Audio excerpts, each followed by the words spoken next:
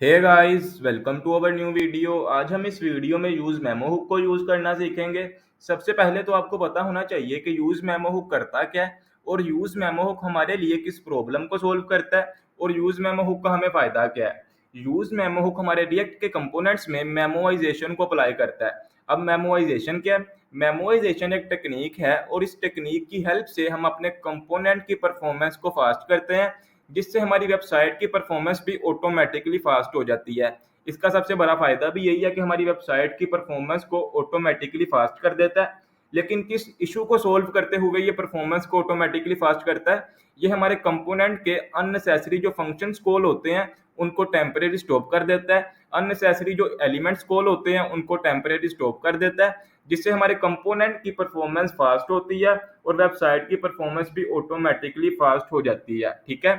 अब मैं यहाँ पर एक प्रॉब्लम क्रिएट करूंगा और उस प्रॉब्लम को यूज मेमो हुक की हेल्प से सोल्व करूंगा। मैंने यहाँ पर एसआरसी के फोल्डर में हुक्स का फोल्डर क्रिएट किया है और उस हुक्स के फोल्डर में एक न्यू कंपोनेंट क्रिएट किया यूज मेमो एग्जाम्पल के नाम से। ठीक है। अब इस कंपोनेंट को हम कॉल करेंगे app.js की फाइल में। यहाँ पर यूज मेमो एग्जाम्पल और अपनी रिएक्ट को करेंगे स्टार्ट, npm स्टार्ट। अब हम जाएंगे अपने यूज मेमो एग्जाम्पल के कंपोनेंट में। यहाँ पर हम सबसे पहले अपने यूज स्टेट वेरिएबल्स को डिक्लेयर करेंगे। हमारे टोटल दो यूज स्टेट वेरिएबल्स होंगे।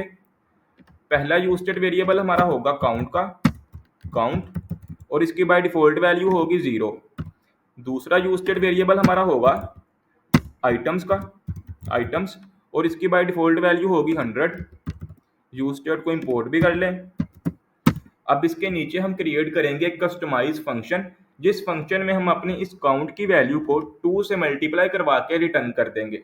ठीक है, कॉन्स्ट, और इस फंक्शन को नाम दे देते हैं मल्टीप्लाई काउंट, मल्टीप्लाई काउंट। ये हमारा एक कॉल बैक फंक्शन होगा। इस फंक्शन में हम सबसे पहले कंसोल लॉग करेंगे और उसमें टाइप कर देंगे काउंट वैल्यू मल्टीप्लाई विद 2। अब जब जब ये फंक्शन कॉल होगा तो हमें कंसोल में शो होगा काउंट वैल्यू मल्टीप्लाई विद 2, और इसके नीचे हम रिटर्न कर देंगे रिटर्न काउंट मल्टीप्लाई बाय 2। अब जो काउंट की करंट वैल्यू होगी उसे 2 से मल्टीप्लाई करके ये फंक्शन हमें रिटर्न कर देगा। ठीक है। अब इस फंक्शन को हम कॉल करेंगे h1 में।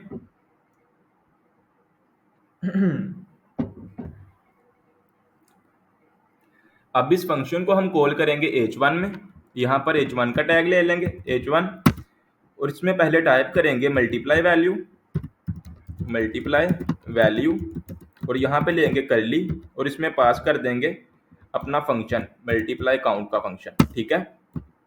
अब यहाँ पर हम एक और हेडिंग लेंगे h1, इसमें हम पास करेंगे अपने काउंट की वैल्यू को। तो यहाँ पर सेट कर देंगे काउंट वैल्यू और करली में पास कर देंगे काउंट वाला यूज स्टेट वेरिएबल काउंट।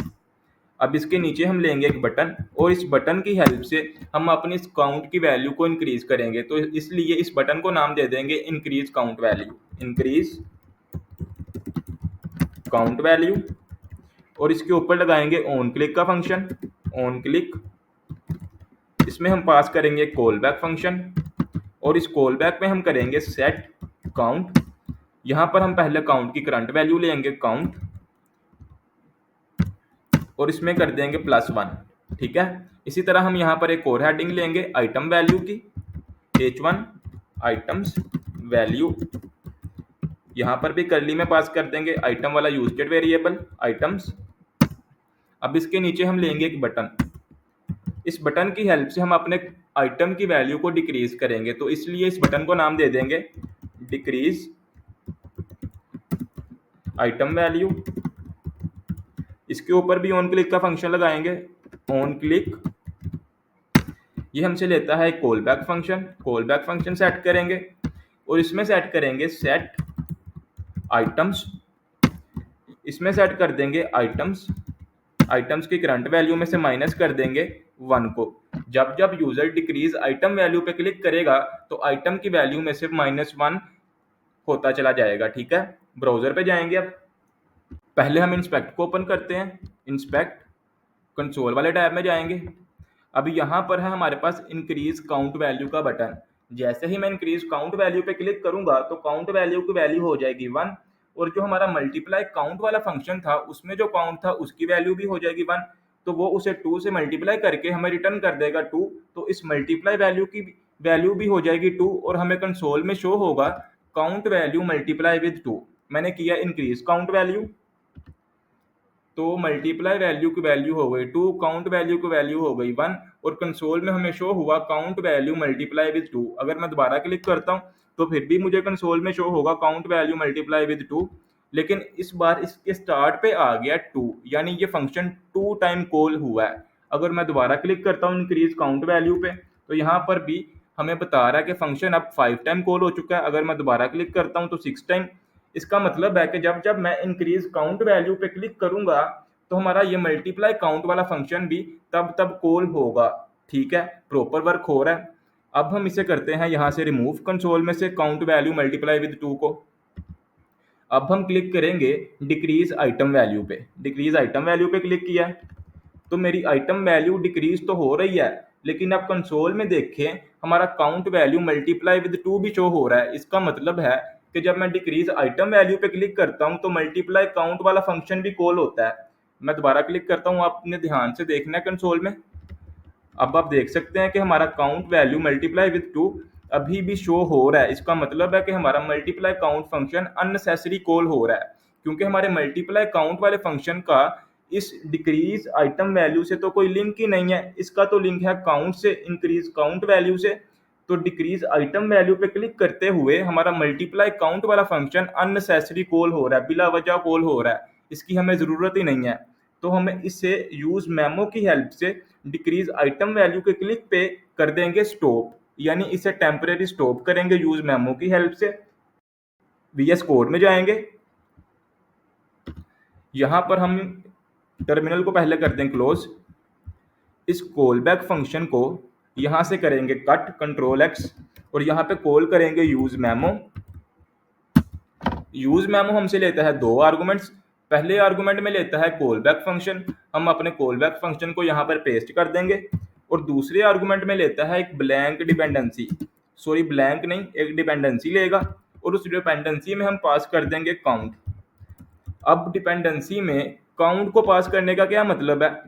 इस डिपेंडेंसी में काउंट को पास करने का मतलब है कि जब जब इस काउंट में चेंजिंग होगी तब तब ये मल्टीप्लाई काउंट वाला फंक्शन कॉल होगा, अदरवाइज ये फंक्शन कॉल नहीं होगा। ठीक है, अब काउंट की वैल्यू में चेंजिंग कब होगी? जब मैं इंक्रीज काउंट वैल्यू के बटन पे क्लिक करूंगा तो काउंट की वैल्यू ऑटोमेटिकली इंक्रीज होगी, और ये काउंट की वैल्यू को चेंज करते हुए महसूस करेगा, और साथ ही ये मल्टीप्लाई काउंट वाले फंक्शन को कॉल कर देगा।